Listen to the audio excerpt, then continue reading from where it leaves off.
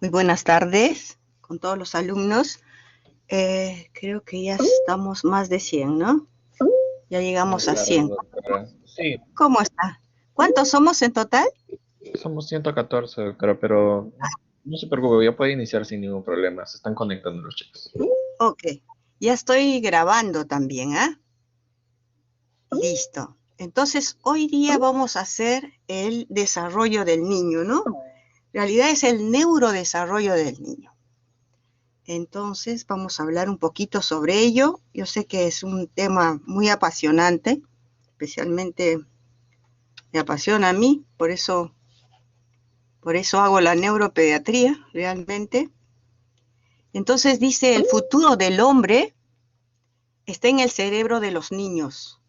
Si cuidamos el cerebro del recién nacido y del niño, estaremos cuidando la humanidad. Miren qué bonito empezar con esto que dice Simon, que fue un neuropediatra también americano.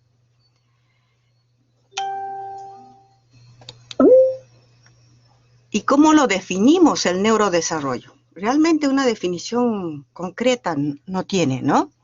El neurodesarrollo, miren, vamos a ver en el lado cósmico. El neurodesarrollo es una recapitulación del cosmos. Desde que la vida se inició en nuestro planeta, los primeros átomos, el caldo primigenio que dio origen a todo ser viviente, las moléculas, nuestro ADN, la complejización del cerebro en los diferentes estadios evolutivos, la mente humana, todo responde a un orden cósmico que se expresa en la inteligencia y sus infinitas potencialidades. Miren qué definición tan amplia de neurodesarrollo, ¿no? Entonces, vamos a hablar de del neurodesarrollo y realmente se fundamenta en el desarrollo del cerebro humano, ¿no? El desarrollo del cerebro humano es un proceso prolongado que comienza en la fase prenatal y se extiende por lo menos hasta el fin de la adolescencia. O sea, toda la edad pediátrica, ¿no? Toda la edad pediátrica. Y el examen de la conducta de un lactante es esencialmente examen de su sistema nervioso. Mire, ¿desde cuándo ya hablan de eso, ¿no? En 1947. Durante la infancia, la tarea primordial del sistema nervioso es la adquisición y perfeccionamiento de diversas funciones, por lo tanto, una perturbación del desarrollo es un signo guía de una alteración de maduración cerebral. Entonces, el neurodesarrollo es una disciplina médica con fronteras no bien definidas que posee un amplio campo de investigación que se va continuamente ampliando, diversificando y enriqueciendo. Entonces, vamos a ver de quiénes intervienen en la evaluación de este neurodesarrollo del niño, empezando por el obstetra, ¿no? Que va a ver toda la gestación del niño. Todo el embarazo hay un neurodesarrollo. El neonatólogo, el pediatra, el epidemiólogo, el neuropediatra, el psiquiatra, el psicólogo, ¿no? Fisiatra, el profesor, el epidemiólogo, etcétera, ¿no? Entonces es un amplio campo donde hay muchas especialidades que tienen que evaluar y manejarlo, ¿no?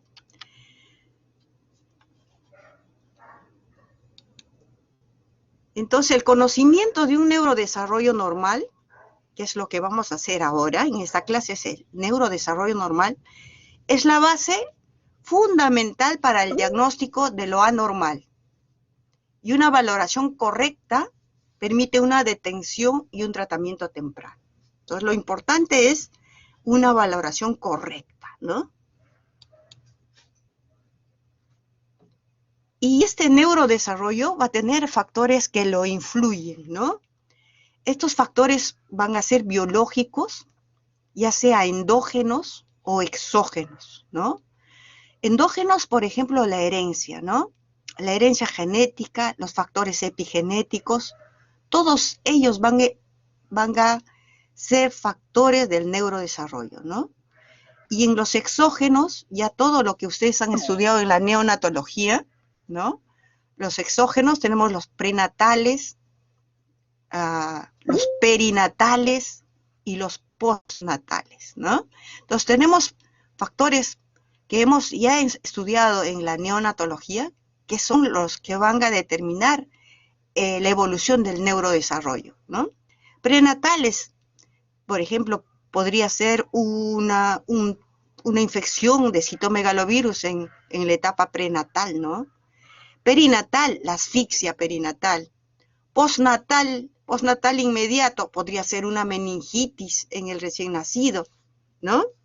Entonces así tenemos muchas causas que van a determinar la evolución del neurodesarrollo.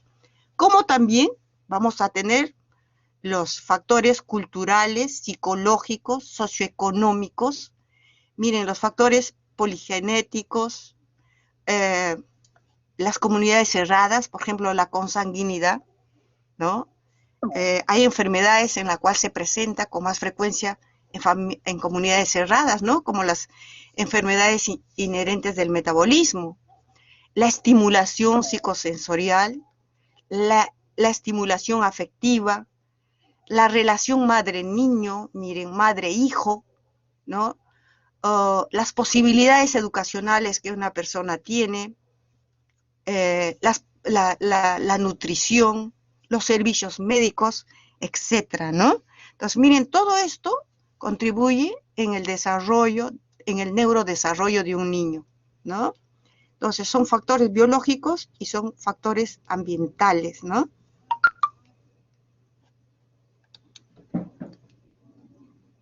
Entonces, ¿cuáles son los principios del neurodesarrollo? Primero, que es un proceso continuo, ¿no? De que empieza, sigue continua, de una forma continua, ¿no? Depende básicamente de la maduración del sistema nervioso. Es cefalocaudal, va de la cabeza a los pies, ¿no? Las secuencias son las mismas en todos los niños, pero la velocidad de desarrollo varía de un niño a otro. Ejemplo, ¿no? Un niño primero controla la cabecita, después se sienta, después gatea y después camina, ¿no? Entonces, la secuencia es igual. Quizás podría faltar el gateo, pero la secuencia es la misma. Pero la velocidad es diferente, ¿no? Hay algunos niños que caminan al año, otros al año 6 meses, otros a los 9 meses, ¿no? Es una velocidad diferente. De las respuestas generales masivas van a movimientos más individuales, ¿no? ¿Qué es una respuesta general masiva? Por ejemplo, el niño empieza a mover primero los hombros, ¿no? Después los codos, después las manitos, después hace pinza fina, ¿no? Entonces más individual, de lo más masivo a lo más individual. Entonces, solamente didácticamente lo vamos a dividir en dos partes, el desarrollo prenatal. Entonces, vamos a hablar primero del desarrollo prenatal del sistema nervioso y lo vamos a dividir en ¿qué pasa durante los 5 primeros meses? Primero es la gastrulación, ¿no? Es el nacimiento del sistema nervioso. Vienen otros fenómenos como la inducción, la segmentación, la neurulación, el plan corporal fundamental, la morfogénesis cerebral, la formación de las células nerviosas y la migración neuronal. Todo esto sucede en los 5 primeros meses. Entonces, vamos a hablar punto a punto. La gastrulación. La gastrulación no es el nacimiento, ni el matrimonio, ni la muerte, pero la gastrulación es verdaderamente el tiempo más importante de la vida. La gastrulación es el nacimiento del sistema nervioso. Es el proceso a través del cual se forman los discos embrionarios, ¿no? El ectodermo, el mesodermo y el endodermo. Entonces, gastrulación, nacimiento del sistema nervioso. La inducción. ¿Qué es la inducción? Va a haber tejidos embrionarios que van a ejercer una influencia en otro tejido embrionario, ¿no? Y esto, por ejemplo, una capa germinal, como es el mesodermo, que puede inducir al ectodermo, ¿no? La inducción neural es la diferenciación o maduración de una estructura del sistema nervioso a partir de un ectodermo indiferenciado. Todo esto ocurre durante una precisa ventana temporal. Eso es la característica del neurodesarrollo. Todo tiene una precisa ventana temporal para el desarrollo de esa función.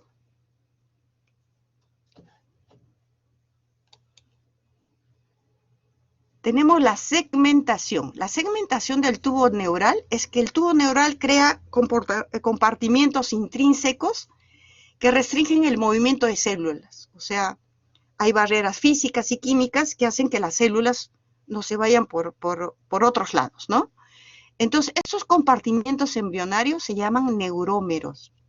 Entonces, la creación de neurómeros va a permitir el desarrollo de estructuras dentro de regiones de cerebro sin que los neuroblastos que lo formen, esos núcleos, se dirijan a otras partes. Entonces, esa es segmentación.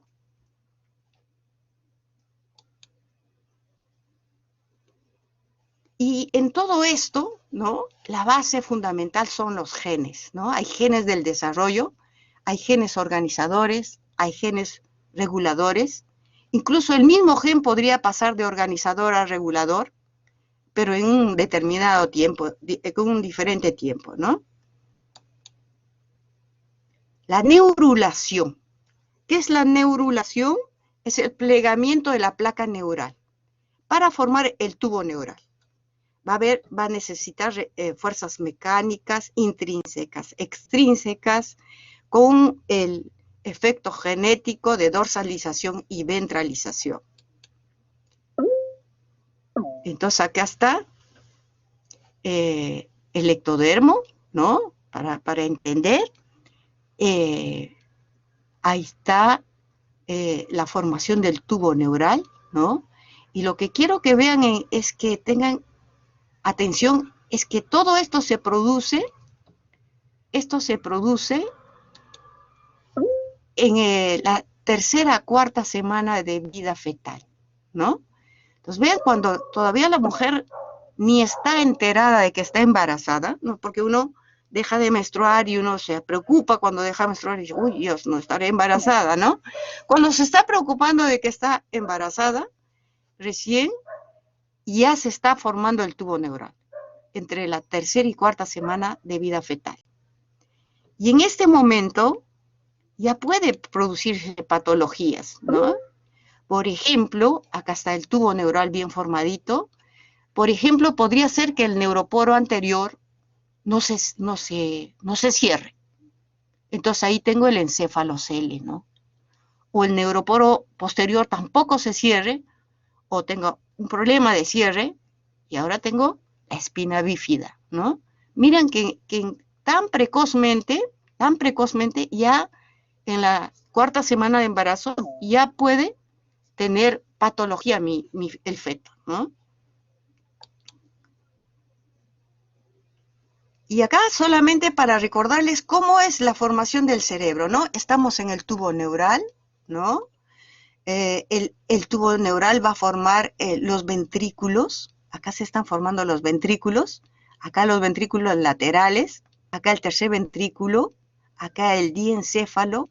Acá se están formando los hemisferios cerebrales. El tronco, ¿no? El bulbo y la médula. Y acá ya tenemos casi totalmente formado el encéfalo. Y miren los días, ¿no? Al mes está el tubo neural. A los 37 días ya hay una invaginación. A los 44 días ya tenemos los ventrículos laterales y todo el hemisferio ya se está formando. Y a los 55 días, que serían solo 2 meses, ya está todo formado, ¿no? Entonces, muy precozmente uno puede encontrar alguna patología del niño, ¿no? Y acá les he puesto igual en el tiempo, ¿no? Cómo el tubo neural se va formando, se va invaginando, se van formando los surcos, las fisuras, y a los 7 meses, de 6 a 7 meses, ya está totalmente formado el cerebro, solamente los surcos y fisuras secundarias y terciarias aparecen, ¿no es cierto? Solo aumenta en volumen.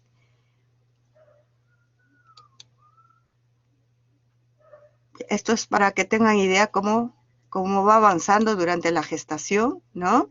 Y acá están las células neuronales, ¿no? Las células neuroepiteliales que están cerca al ventrículo. Estos son periventriculares, ¿no? Estas células neuronales pueden dar el nacimiento del neuroblasto bipolar, del glioblasto, ¿no? Y el glioblasto va a dar lugar al astrocito, vean, las células mesenquimatosas que van a dar lugar al oligodendroglia y la microglia. Este es el origen de las células nerviosas, ¿no? Entonces, hay procesos fisiológicos y anatómicos del desarrollo del sistema nervioso central que hay que conocerlos. Y esto es, por ejemplo, la redundancia, ¿no? La redundancia de algunos genes con dominios sobrepuestos. O sea, pueden haber 2, 3 genes que tienen el mismo dominio. Y su habilidad cuando este falta, ¿no? Entonces, de repente un gen faltó, cambió, se alteró. Entonces, el otro gen que está sano empieza a funcionar. Lo otro es una sobreproducción de neuroblastos alrededor del 30 al 50% y ocurre en todas las regiones del sistema nervioso. Eso es una sobreproducción de neuroblastos. Y también hay una sobreproducción de sinapsis. Y después de la sobreproducción viene el podamiento, ¿no? El podamiento de la sinapsis y al final termina en las neuronas que debe tener de acuerdo a la genética, ¿no es cierto? Entonces, primero sobreproducen y después hacen un podamiento.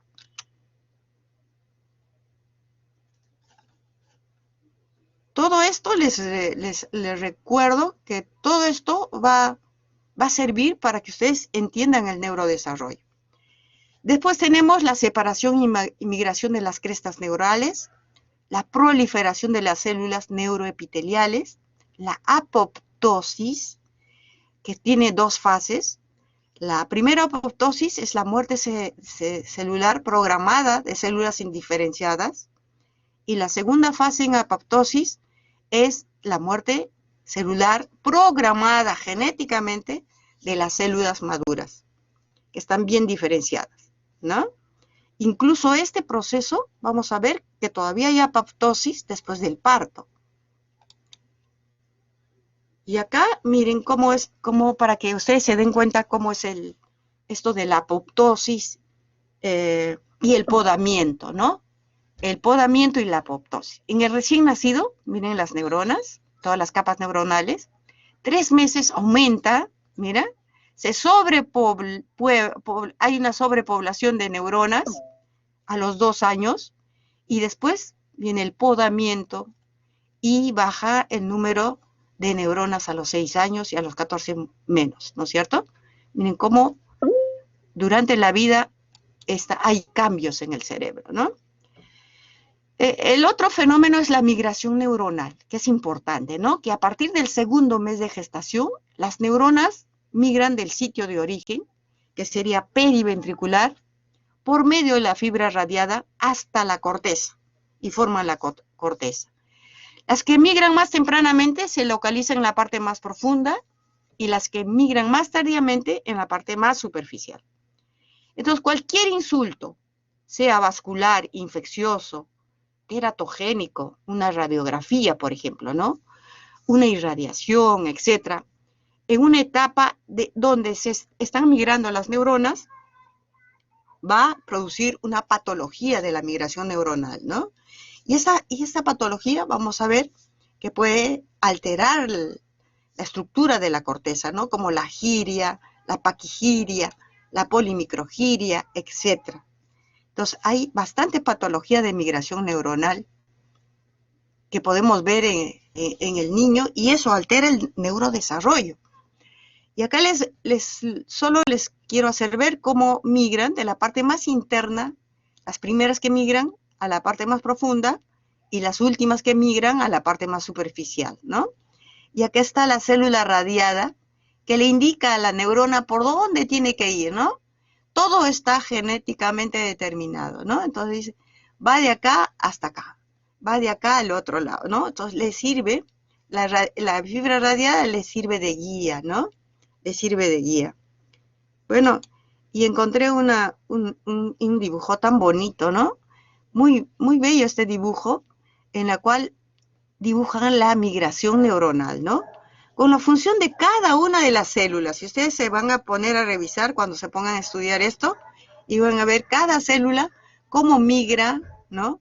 Cómo migra, estas son las fibras radiadas, y reptan por la fibra radiada y van hacia la corteza, ¿no?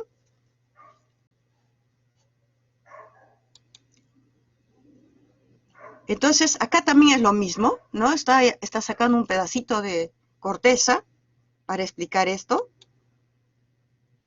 Y el desarrollo después del quinto mes, ¿no? Hemos hablado hasta el quinto mes.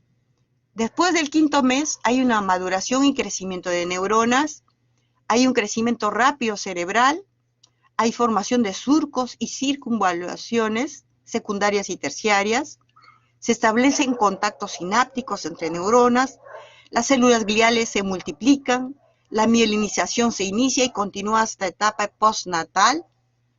Ahí aparece la mielinización, ¿no? ¿Y qué será la mielinización? Es un proceso de aislamiento de célula nerviosa, ¿no? Una célula mielinizada acelera la transmisión de los impulsos nerviosos.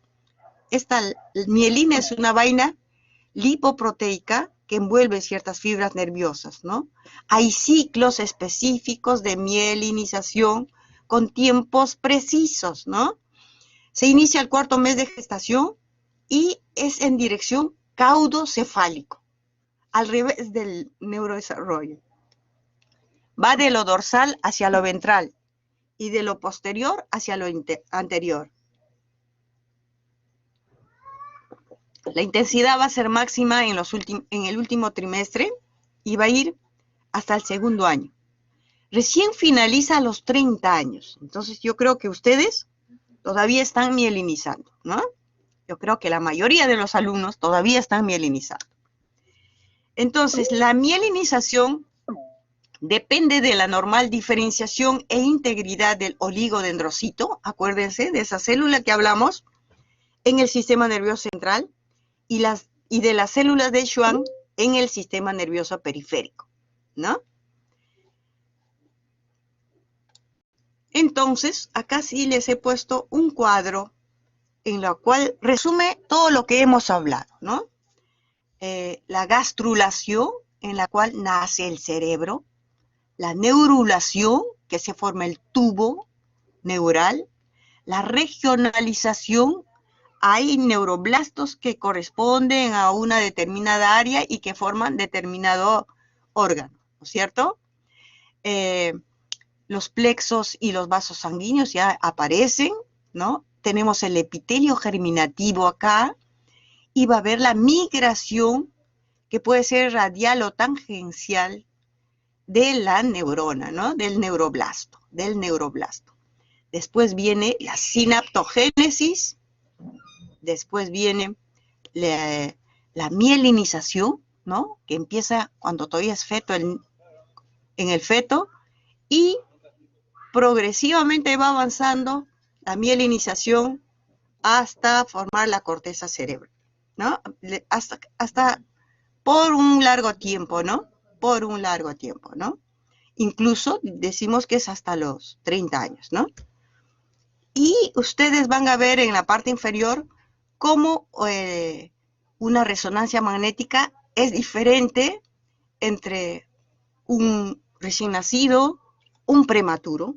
Hagan una resonancia un prematuro en un recién nacido a término, en un niño de 3 meses, de 1 año, de 2 años, de 10 años. Tiene sus particularidades y hay que saber interpretarlo, ¿no? Porque si uno lo ve como si fuera un adulto, entonces se va a equivocar, ¿no? Porque va cambiando la resonancia magnética.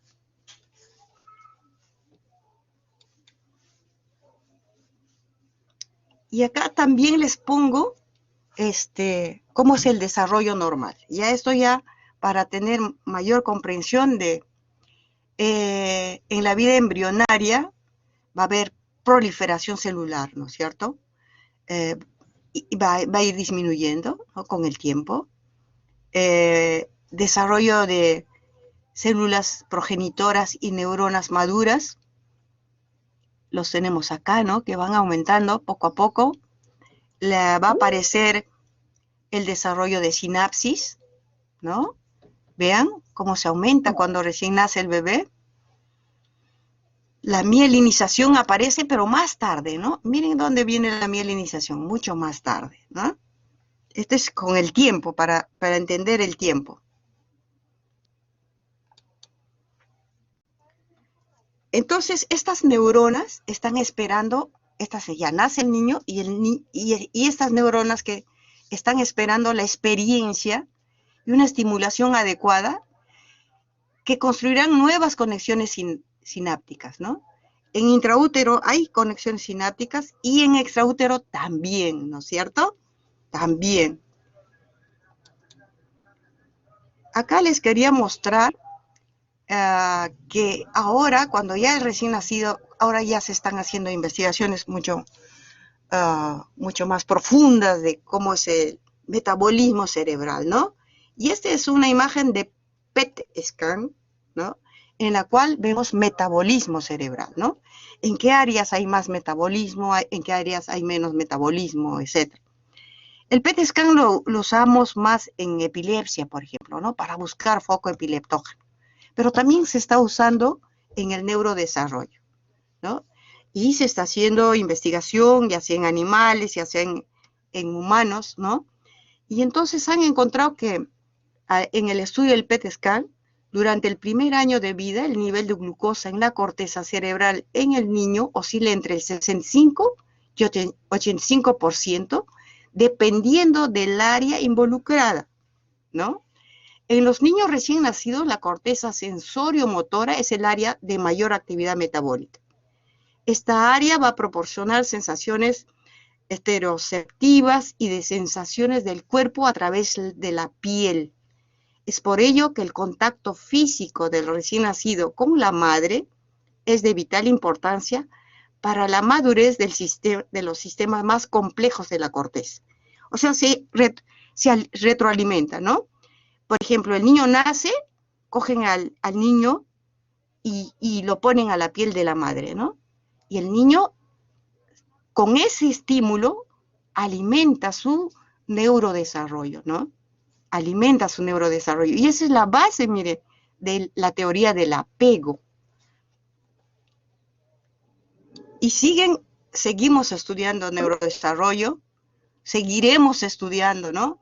Y han visto también que a los 8 meses es la corteza frontal que muestra una mayor intensidad, 8 meses de vida ya, ¿no?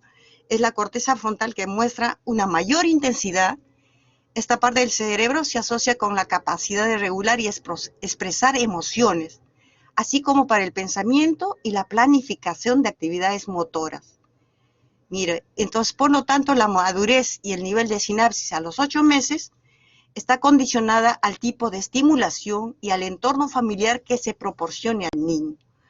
Quieren demostrar, ¿no?, que no solo es lo que uno trae, ¿no? No solo es la genética, no solo es la herencia, sino también es el ambiente que va a modificar el neurodesarrollo, ¿no? Ya ahora sabíamos, lo conocíamos por la experiencia clínica, pero no lo demostrábamos. Y ahora sí ya se está demostrando eso con los exámenes más sofisticados, ¿no?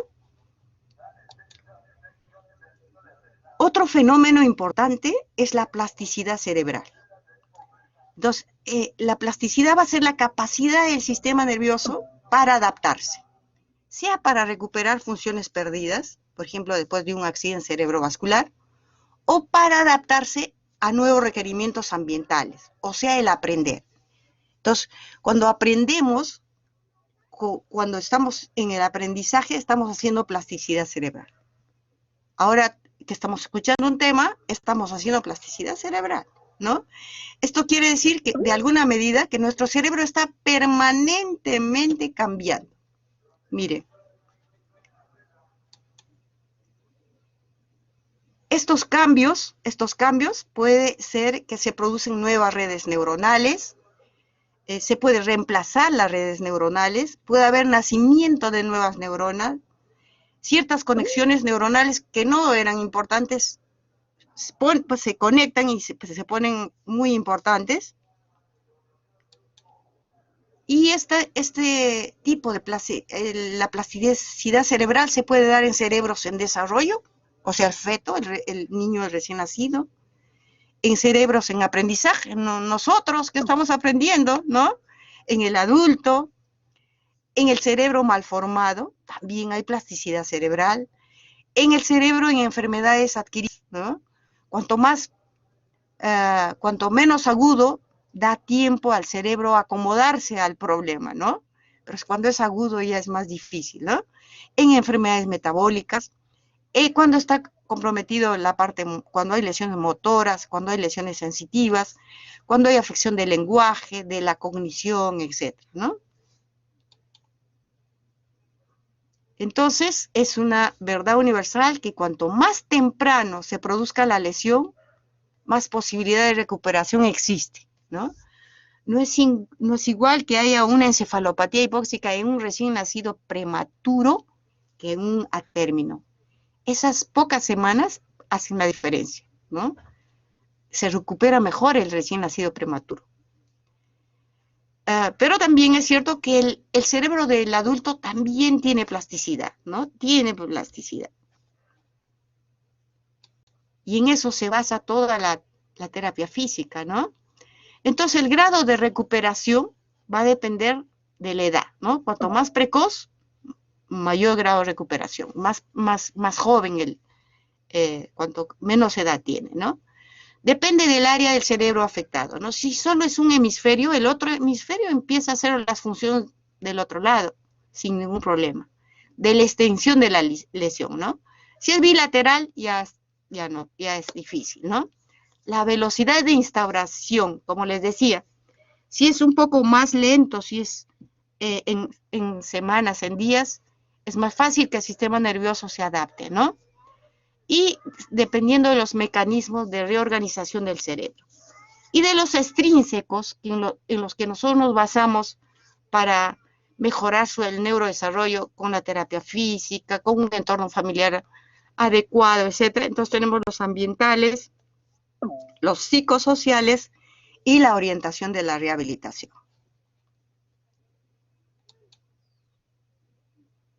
Entonces acá les he puesto un cuadrito para que ya no se olviden, ¿no?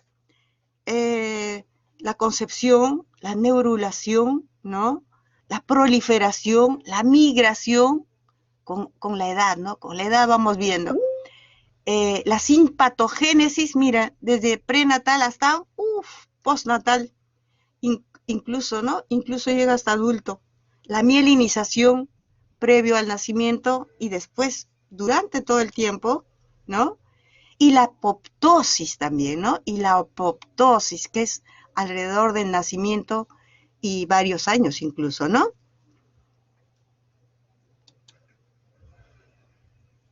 Entonces, el desarrollo madurativo normal de un niño va a depender de sus estructuras cerebrales, que estén indemnes, que estén sanas, de la experiencia ambiental, ¿no? Como estamos demostrando, de la oportunidad social, y esto es un circuito de retroalimentación y va a dar un desarrollo normal, ¿no es cierto? Entonces, cuando un recién nacido nace, para evaluarlo, vamos a evaluar sus reflejos, ¿no es cierto? Seguro que en neonato quizás ya les han hablado de esto, de los reflejos en los lactantes y en los recién nacidos también, ¿no? Tenemos el reflejo de la marcha. Entonces ustedes cogen al recién nacido de las axilitas, rozan el piececito en la mesa de examen o en la cunita y el niñito empieza a dar pasitos, ¿no? Uno lo coge y empieza a dar pasitos y ese es el reflejo de la marcha. El reflejo de Moro, que ya lo han hecho en neonatología, cogen al niñito, sueltan un poquito la cabecita, ¿no? Y el niñito estira los brazos y después los junta. Este es un moro completo, ¿no? A veces podría ser que un niñito solo estire un brazo, por ejemplo, ¿no? Un brazo solamente y el otro no lo estira ni no lo mueve, ¿no? Entonces, en ese momento pongo un moro asimétrico y el moro asimétrico me va a estar diciendo, atención, puede haber una hemiparesia, ¿no? Miren, con un reflejo ya puedo estar haciendo mi diagnóstico, ¿no? Acá tenemos el reflejo de búsqueda, ¿no? El reflejo de succión. El reflejo de búsqueda, ustedes estimulan el borde de la comisura labial, ¿no? Incluso al niño le toca, solo le toca, no sé, si ustedes han cargado a un recién nacido, solo le toca el brazo del que le carga a la cara y ¡pum! Lo chapa el brazo, ¿no? Como si fuera, es un reflejo realmente, pues, ¿no? El reflejo de succión, que vamos a evaluar si ha habido la succión, ¿no?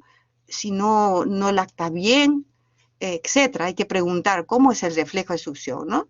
Incluso a veces nosotros nos ponemos un guantecito y ponemos el dedito chiquito y estimulamos el reflejo de succión y evaluamos qué tan activo es su reflejo, ¿no? El reflejo de prensión palmar, miren, les ponen el dedito entre la mano del niñito y les va a coger muy fuerte y no lo va a soltar así nomás. Incluso dicen que se puede sostener en su peso completo con el reflejo de prensión palmar. El reflejo de prensión plantar, ¿no? En el bordecito de los deditos y flexionan los deditos, ¿no? Ese es el reflejo de plantar. Tenemos el tónico simétrico, lo ponemos boca abajo al niño. El tónico asimétrico, le ponemos así como lo ven en la postura, pero cogemos la cabecita y lo movemos hacia un lado, ¿no? Lateralmente a cualquier lado. El lado donde mira va a estirar el brazo y el otro lado va a flexionar. También dicen que es el reflejo del espadachín, o sea, el que coge la espada, ¿no? Es esa postura. El reflejo de enderezamiento lo cogen de costadito y el niño trata de enderezarse. El reflejo de paracaída, ustedes le cogen de la parte inferior de las caderitas y lo tratan de llevar hacia la camilla o hacia la mesa y el niño va a poner las dos manitos, ¿no? Si pone solo una mano, algo pasa en el otro lado, ¿no? Y si no pone ninguna de las manos, también hay que preocuparnos. Este reflejo de paracaídas lo vamos a tener hasta grandes, ¿no? Hasta adultos. A veces uno se tropieza y ¿qué hace? Pone las dos manos, ¿no? Es un reflejo, es un reflejo. Entonces, evaluando bien estos reflejos, vamos a tener que estos reflejos van a aparecer a una determinada edad y van a desaparecer en otra edad, ¿no? Entonces, hay que conocer bien esos tiempos, porque, por ejemplo, el moro, ¿no? Si mi bebé nace a las 30 semanas y no tiene moro, es decir, oh Dios, no tiene moro, hay una encefalopatía. No, ¿no es cierto? Porque el moro aparece a las 32 semanas y desaparece a los 4 meses. Entonces, si yo tengo un moro en un niño de 6 meses, hay que tener atención, ¿no? Algo está pasando. Es patológico, ¿no? O si yo tengo un paracaídas, no tengo paracaídas a los 12 meses, ¿no? No ha aparecido, ¿qué pasó, no? Un niño con cuadriparesia espástica no tiene paracaídas nunca, ¿no? Nunca ponen las manitos, pues está pegadito las manos a su cuerpo, etcétera. Entonces, estos son los tiempos de aparición y los tiempos de desaparición. Vamos a ver así rápidamente de qué cosas hacen los niños en cada etapa de la vida, ¿no?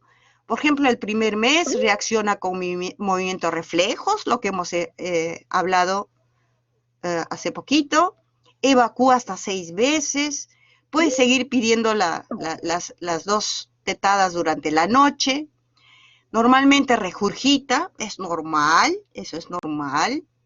En el segundo mes, tercer mes, es capaz de mantener la cabecita derechita, se le cogen de los dos bracitos y lleva el cuerpo con la cabecita.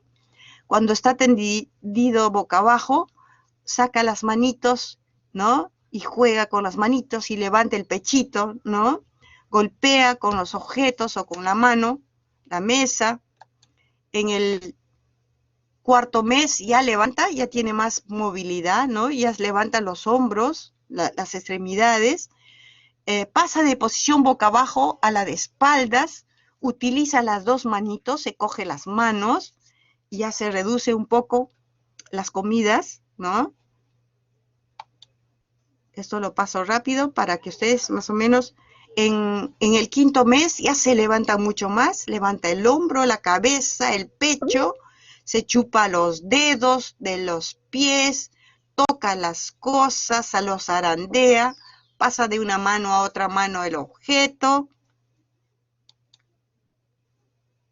Les he tratado de poner los dibujos que coincidan con lo que estamos hablando. Sexto mes comienza a arrastrarse de barriguita, gira la cabeza con toda facilidad, permanece sentado, sí tiene un apoyo, ¿no? Sí, mamita le coge los objetos, por la noche duerme casi toda la noche, qué bueno para los papás. En el octavo mes voltea de posición supina a prono, camina a gatas, 6 meses estando arrodillado, acá está, y está sentadito perfectamente sin ningún apoyo. En el 10º mes adopta con facilidad la posición erguida, ¿no? Ya se pone de pie, si lo sostenemos, coordina las manos, utiliza la pinza, que es muy importante la pinza, cuando le vestimos colabora. A los 12 meses, o sea, al año, intenta sostenerse en agarradito a la mano y da pasitos, tiende a comer solo, solo hace una siesta en la tarde, ya no duerme en la mañana, y así es el neurodesarrollo, ¿no? Entonces, el neurodesarrollo vamos a ver que hay que ver el desarrollo motor, el desarrollo del lenguaje, el desarrollo de la socialización, el desarrollo sensorial y emocional, ¿no?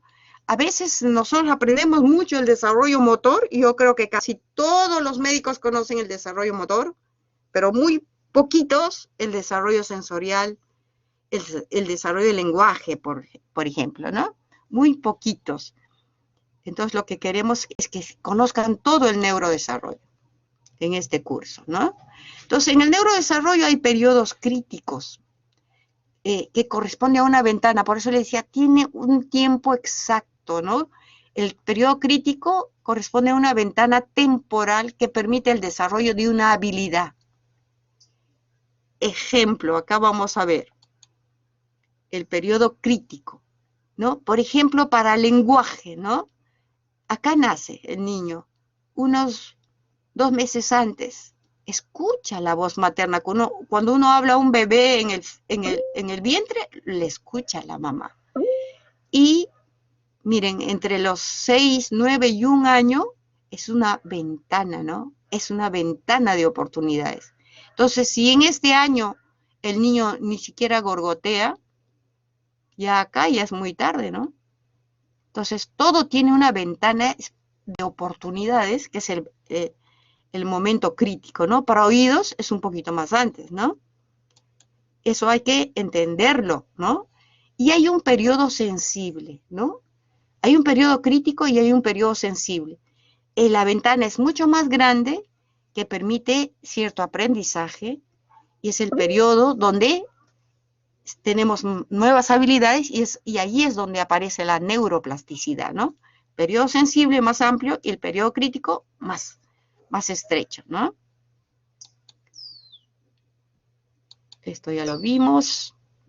Entonces, esto solamente es para que ustedes lo vean y digan, ah, ya, veo a un niño sentadito, ¿qué edad puede tener? Entre 6 y 9, ¿no? Veo un niñito que tirándole de la manito ya lleva la cabecita, pero no se sienta todavía, 3 a 6, ¿no? Veo un niñito que ya está dando pasitos, agarradito a la mano, alrededor del año, ¿no? Es la línea de tiempo para que ustedes se les grabe más el neurodesarrollo, ¿no? Y en verdad no es fácil que se grabe todo eso porque es bastante información, ¿no? Acá entre el año y los 18 meses ya está caminando solo, hace sus torres, asocia palabras, mira, asocia palabras, o sea, dice, dame pan, quiero calle, quiero leche, etc. A partir de 18 meses, nombra imágenes, con la mamá está ya, se lava las manitos, ¿no?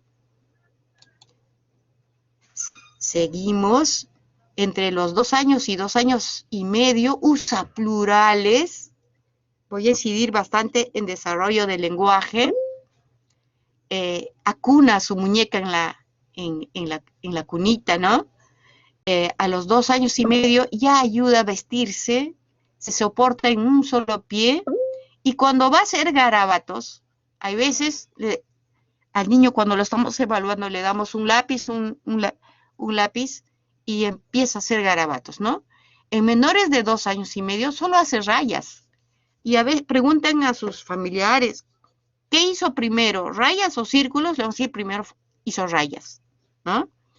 Después ya vienen los círculos, después de los 2 años y medio.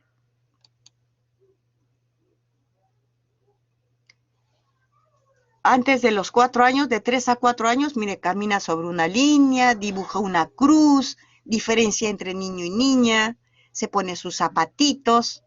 De 4 a 5 años, se soporta en un pie, dibuja el cuadrado, el triángulo, nombra los colores, se abotona, ¿no? Más de 5 años camina hacia atrás, ¿no? Define las palabras. Es la edad en la cual, entre 4 o 5 años, preguntan el significado, qué quiere decir y para qué sirve, y etcétera, ¿no? Te preguntan porque ellos tienen una avidez de conocer, ¿no? Una avidez de saber el por qué. Entonces, el examen del desarrollo requiere una cierta aptitud naturalmente abierta, ¿no? Desde que lo ves al niño, le estás haciendo el diagnóstico de neurodesarrollo, ¿no? Un ojo observador, un oído atento y una amplia experiencia en el manejo de niños pequeños y de los difíciles, ¿no? Hay niños muy fáciles de evaluar y hay otros niños que no son fáciles de evaluar, ¿no? Entonces, la evaluación del neurodesarrollo, primero lo observamos, 90% es observación, después lo tocamos al bebé, ¿no?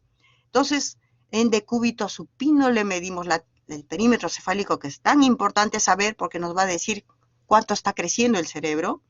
Lo ponemos, le hacemos la maniobra de tracción y ahí lo hacemos en mayores de 3 meses, cuando sabemos que ya la cabecita lo está controlando mejor. Hacemos maniobra de suspensión ventral, suspensión vertical, eso nos va a servir mucho para examinar tono en el lactante, y lo ponemos de cúbito prono, ¿no? Hay que hacer todas esas maniobras cuando uno evalúa. Acá, para que se acuerden, en la expresión verbal, el recién nacido llora, a los 3 meses guturea quiere decir agú, agú, 6 meses silabea, ba, ba, ba, ta, ta, ta, 9 meses balbucea, ba, ba, ba, ba, ba, to, to, to, to, to, pa, pa, pa, pa, ese es balbuceo. 12 meses aparece la palabra que debe ser dirigida a una cosa, un objeto, una persona. 18 meses parlotea, empieza a hablar varias palabras y no sé qué habla. 24 meses frasea, miren, y 30 meses forma oraciones. Todo esto es para que tengan fácilmente, rápidamente, que lo aprendan. La recepción auditiva, el recién nacido alerta al sonido. Incluso escucha la voz de mamá. Incluso leí por ahí que entiende el tono de cómo le conversas. Si tú le conversas muy molesto, se da cuenta que estás molesto. Si le hablas muy amigablemente, se da cuenta que es amigable, ¿no? A los 3 meses gira la cabeza hacia la fuente. A los 6 meses busca el sonido. A los 9 meses comprende el no verbal. A los 12 meses responde a su nombre. A los 18 señala partes de su cuerpo y a los 2 años entiende órdenes sencillas. Entonces, este es el lenguaje comprensivo, ¿no? ¿Cuánto comprende? Y de recepción visual. Recién nacido está atento a la luz, fija la mirada a la cara materna o a la luz también. A los 3 meses sigue el objeto hasta 180 grados. Hay sonrisa social. A los 6 meses pestañea la amenaza. Alza los bracitos para que lo carguen. 9 meses comprende el no gestual. A los 12 meses señala objetos con el dedo. Este es el gesto protodeclarativo. Entonces, hay niños que no señalan y la mamá te dice, no doctora, no me señala. Lo que hace es que yo vaya a la refrigeradora, se para en la puerta de la refrigeradora y llora. Y no me dice qué quiere. Desesperar a la mamá, ¿no? Estos son los niños de trastorno autista, ¿no? En la cual no señalan. Y mire desde qué edad podemos estar ya haciendo un diagnóstico de esa enfermedad, ¿no? De esta patología. Seguimos. Entonces, la relación social. El recién nacido mira, a los 13 meses sonríe, a los 6 meses abraza, 9 meses imita, 12 meses señala otra vez, ¿no? Señala. O sea, al año deben señalar los niños, ¿no? 15 meses responde cuando lo llaman, 18 meses muestra, 24 meses juega. Entonces, otra vez señala y otra vez el contacto físico, ¿no? Entonces, la valoración del desarrollo psicomotor generalmente lo hacemos con la experiencia que uno tiene y lo valora, pero también tenemos que evaluarlo de acuerdo a una tabla, ¿no? Hay que valorar, es la información de los padres, es la observación del niño y es la aplicación sistemática de algún instrumento de cribado. Las 3 cosas hay que hacer para evaluar bien al niño, ¿no? Entonces, tenemos nuestros cuestionarios de evaluación y hay unos test que ustedes van a leerlo. Y para cada edad va a haber edades específicas, ¿no? Para cada uno, dependiendo qué test le quiero hacer a mi paciente. Y yo les voy a presentar un test muy, muy cortito que lo hago en consultorio externo. Es el test de Sumaire, que es un resumen del Gesell, ¿no? En que pone la motricidad, la adaptación, el lenguaje, el personal social. Lo que hemos hablado, ¿no? Todo lo que hemos hablado. Y va hasta los 5 años, por eso es que me gusta usar este test.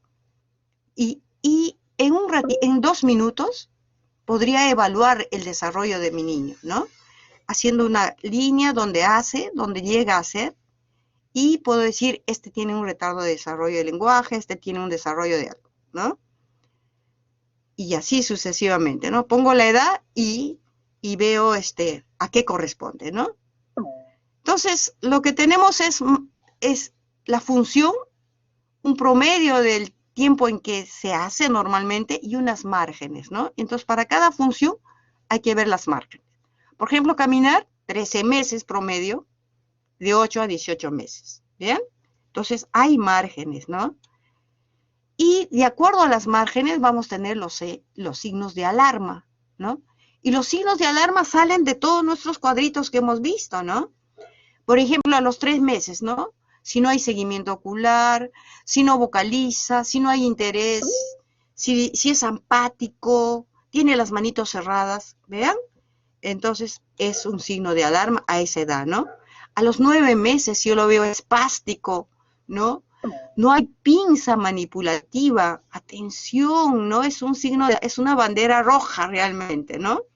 A los 12 meses, si tenemos todavía tenemos reflejos anormales, ¿no? No repite los sonidos que oye, por ejemplo, ¿no? Entonces, así les he puesto los signos de alarma de acuerdo a cada edad. Y vamos a ver los signos de alarma en todas las edades. Si la motilidad, el tono y la postura no está de acuerdo a su edad, cuando hay presencia de reflejos anormales, cuando hay retraso en la adquisición de ítems madurativos, y cuando hay movimientos involuntarios, ¿no? Si hay movimientos involuntarios, atención, eso es patológico. En ninguna edad puede haber movimientos involuntarios. Ahora, a los niños que ustedes han visto en neonatología de alto riesgo, los agrupamos para detectar trastornos en la etapa más precoz, ¿no? Los agrupamos y los atendemos varios especialistas, ¿no?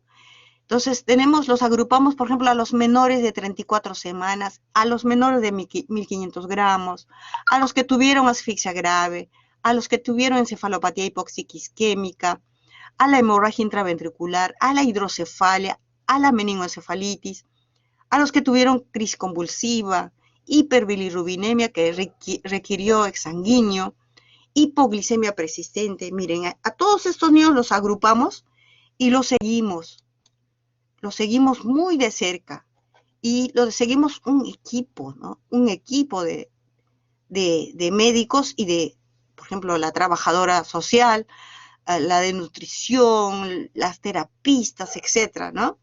Y nuestra misión es seguir y encontrar una patología que se pueda corregir a tiempo.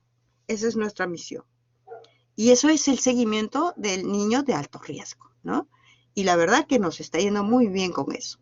Bueno, yo creo que he llegado exactamente a terminar en la hora. Mañana hacemos patología del neurodesarrollo. No sé si hay alguna preguntita. Y si no, miren, les conseguí esto. Ahora que está todo online, todas nuestras emociones los ponemos acá, ¿no? Bueno, ¿habrá alguna preguntita? Muchas gracias. Entonces, mañana pueden preguntar, pero voy a tratar de hacerlo lo más corto posible para que ustedes puedan preguntar algo, ¿ya? Muy bien. Hasta mañana. Gracias, doctora. Gracias, doctora. Ok, hasta luego. Gracias, doctora. Ya, que les vaya bien. Empezaron la pediatría, ojalá les guste. Hasta luego.